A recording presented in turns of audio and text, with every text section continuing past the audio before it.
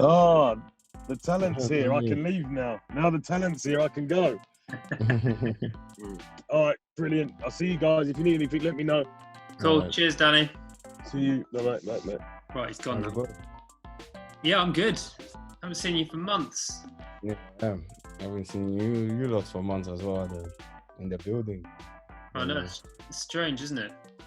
Very, very strange, but getting better. So hopefully in a couple of, maybe after the 9 games, everything should be fine. So how's it going to be like for the games? For us, I think we're allowed a small team. So the press officers are allowed close. And I think I can do interviews afterwards, but outside 2 meters away. Oh, okay. So we have like a microphone on a pole. Oh yeah, that's not easy. But you need to deal with it. So you might still have to do interviews, I'm afraid. I don't mind. If you score. What's training like then? I saw the photos this week. You're wearing, I've never seen anyone train in rubber gloves before. Yeah. Trying to stay safe, innit? Yeah. But even though we're in a really safe environment, it's just like, the first thing is that when you go for prehab, I wear gloves just continue with training. Just don't feel like taking it off. So I just continue the session with it, and after the session I take it off and sanitize my hand and drive back home, innit? Yeah. So what happens? You turn up. You all have to park at the cricket club, and then you've got a box which has got all your clothes in and everything you need. You just have to carry that yourself. So literally, it's like them days in the academy. Like you wash your clothes at home and put your stuff in the box, what you need. Then literally, you just need to park at the cricket. Just park at the cricket. You have everything in your car. Take it. Do prehab and obviously have your training session after. Then come back. But when you get back, it's either we have a gym session, or if there's no gym session, everyone in his car and everyone goes home. So it's quite quick. What was it like seeing everyone for the first time? Because you're lucky because you at least you get to, although you can't get too close unless you're playing, you're getting to see a big group of people. What was it like after so long? It was really a nice feeling, because obviously we're all back into what we love doing, and is to play football. So it was good to see the boys, and obviously everyone was really scared at the beginning because no one really knew what it was, and everyone was worried. But I think now things are getting better and people are getting more confident, so it's good. How did you cope when you were at home for so long? Did you have your family lots of family living with you for the whole time? Yeah, I had my brother came from Swansea with his family. I had my older brother who came as well, and so we're like maybe 9, 10, 8, 9 in the house, locked up, and it was really, really good. I really, to be honest, like it was sad, but for me, I've never really spent time with my family that much for 2 months. Every time I see my family is briefly weekends or maybe 3-4 days, or even if for holidays I see them for maybe my brother, maybe I spent time with not more than 2 weeks. So yeah, it was something that was good. Really had time to spend with my nieces as well, and no, it was really, really good. It was a really good feeling. Playing Monopoly as well and playing some games at home. I really spent time with the kids as well. It was really, really important. I'm not used to spend that much time with the kids as well. I'm not always at home, but with this pandemic, it made me stay at home, and I really, really had time to spend with the family, and it was good. What's your technique on Monopoly? Do you try and buy loads of places really quickly, or are you quite careful when you take your time? I tried both strategies. It's either I buy everything wherever I fall, I just buy it, or I buy the most expensive ones, try to get the most expensive ones, or obviously try to be smart. But I think the best strategy I used was to get the cheapest one, but I had one whole street literally, and it was successful because like everyone was falling in there, and well, it was good. But it's quite interesting, but it's quite long as well because we really have really good players in the house. So it was really could spend 5-6 hours. We'll pause, have something to eat, and go back in the game. Oh, it was really interesting. Did you win much? Maybe out in 2 months I won. We played we're playing maybe 5-6 times a week. Wow. So yeah, 6 times. There was really nothing to do. So I have my training session with my brothers and stuff, and come back home, have a nap, play Monopoly, with the family, the whole family, and yeah, it was really a good feeling. But I think I won out of 2 months. I think I won 7 times. 7 times. Not bad. Yeah. So I guess you mentioned you had your brothers there. So because you got Andre, haven't you? And then I have my other brother who plays professional football in Gibraltar. yes. Yeah. Yeah. So Wow. he came as well, and literally we were just lucky because before even the Bournemouth game, he wanted to come and spend the weekend already, and come and watch the Bournemouth game as well. But I don't know what happened, and he couldn't. He had a game or something like that. So when they canceled our game, his game was canceled as well. Like maybe a few minutes after, and he called me and said that, listen, I'm taking the next flight. I'm coming for a couple of days in London. I said, okay, that's fine. Andre got his game cancelled as well. I said, listen, I'm bringing the family over. I'm coming for a couple of days as well, because we really didn't know what was coming after the Bournemouth games, and everybody he brought his staff for maybe 3, 4, 5 days, then ended up staying for 2 months. So we're really lucky. So the advantage that you've had that no one else has had is that you've living in a house with two other professional footballers that you were allowed to go and train with as well, because other people weren't allowed to go and be close to anyone from a different house, but because you're all in the same household. Yeah, so we're training all together. Outside. I bought this tech ball as well. Oh yeah. Tech ball. So we were playing tech ball. We were training, doing our rounds and stuff on the road and stuff, and come back, play tech ball, play 2v1, 2v2s, and because my other brother is a defender, so he was defending, and me and my brother were attacking, and we try to keep ourselves busy. So now it was a good experience.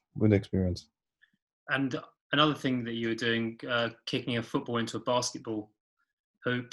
How many times did it take you to get the ball in? To be honest, maybe 5 times. Not bad. Yeah, 5 or 6 times. Not that much though. Yeah. The only time they filmed it, that was the only time I got it in, so it was good. Watch any basketball? Did you watch The Last Dance? I did watch The Last Dance, obviously, because there was nothing to do. And secondly, it was a really, really interesting story. How competitive Michael Jordan is. Have you played with any players that are similar to Michael Jordan and his mentality? I've played with a lot of players who have strong mentality. Well, I think competitive.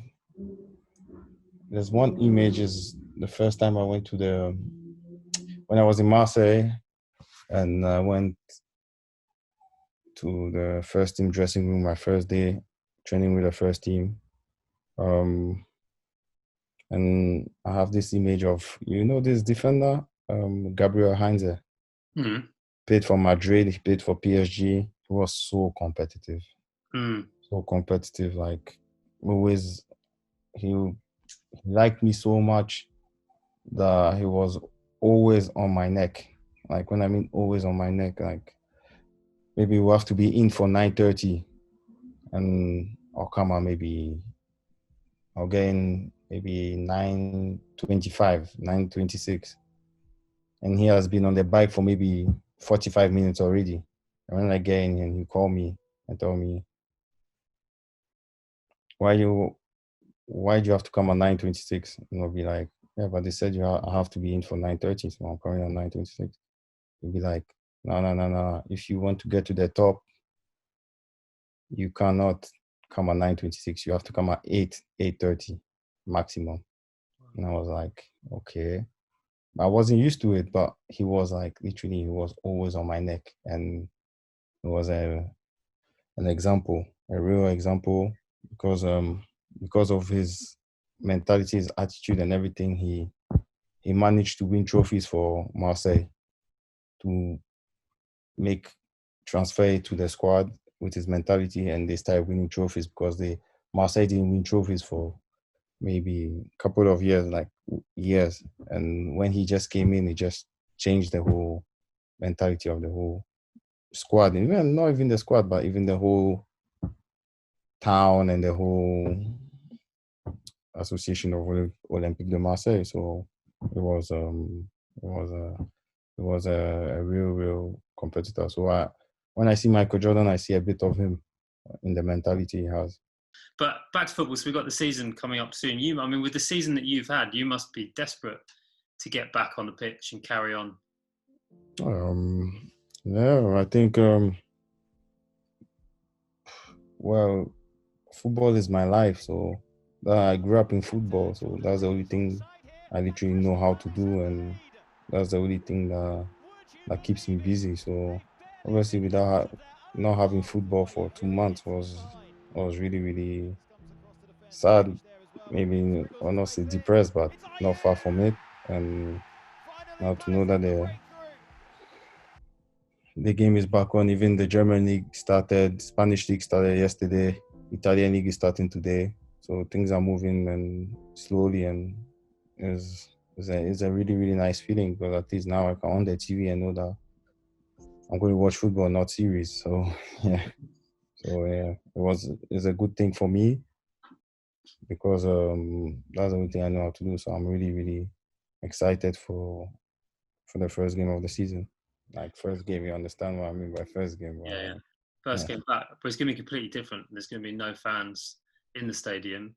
From looking at German football, home advantage has gone. If anything, there's more advantage for the away team. I think 50% of the games, at least, the away team has won. Why do you think that is? I don't really know, but it's just like now we're resuming the season, but it's like a new season basically, because we've had maybe 3 weeks or 2 weeks to train together, and so it's like a new season basically. So things change. I can't explain that, but it's a good point that you're making. Is really weird, but obviously without fans, it's not the same thing. We all know how important the fans are. So yeah, it's just maybe in Germany it's like this. Maybe in England will be different. We'll see. Now, I'll be looking at the goals that you scored this season. Won so many points with them. Have you got? The West Ham one, probably the best goal, but they're all brilliant. Have you got a favourite goal from this season other than the goal against West Ham? Yeah, I have 2 favorite goals. It's just Watford and Brighton. Oh, okay, nice. Yeah. Yeah, I guess Brighton scoring against the rivals. The noise from the away end was incredible after that goal. Yeah, that game was a really, really difficult game. So scoring was a really, really nice feeling, and to see the fans happy like that, you can ask for more. And then the Watford goal you mentioned, we haven't seen that much of it because it happened. It was like the last game before everyone was talking about coronavirus. But that's a fantastic strike from distance. Yeah, it was like, the reason why I like that goal is because I didn't really have that much time. So like in control, set, shoot was really, really, we went really quick, and that's what I like about that goal. How do you stay so calm when you score a goal? Keep your No. emotions within. Yeah, because when I score a goal, I always think about first thing that comes in my head is I always think about my grandparents. I've only my grandmother who is still alive, so I always think about them because when I was a kid, I think when I was 2-3 years, I spent a lot of time with my grandparents, and obviously my grandfather passed away in 2016, and before he passed away, the last message he told me was like, you're going to be someone in football. So obviously when I think about those words, so when I score, I always think about my grandparents, and obviously I always pray for them, and yeah, that's why it's so emotional for me. Yeah, it's really interesting because I guess for you, football is linked to family so much more than anyone else, isn't it? Because you're in a very unique situation. You must be in one of there can't be any other families in football that have so many footballers that have been successful in it. So all your memories in life are based around football, I presume, and all your relationships with family are based around football. No, I agree with you. And obviously, we just try to embrace it, and it's God given, and every day we wake up in the morning, and the first thing we say is that we just thank God for everything He has given us. Cool. That's it. Thank you very much for taking time out of your Netflix session to session. I'll probably see you at the next game, I guess. Yeah, hopefully. Are you driving to Bournemouth? Yeah, from a distance. It'll be like this. I'll be back here asking you questions from this far away.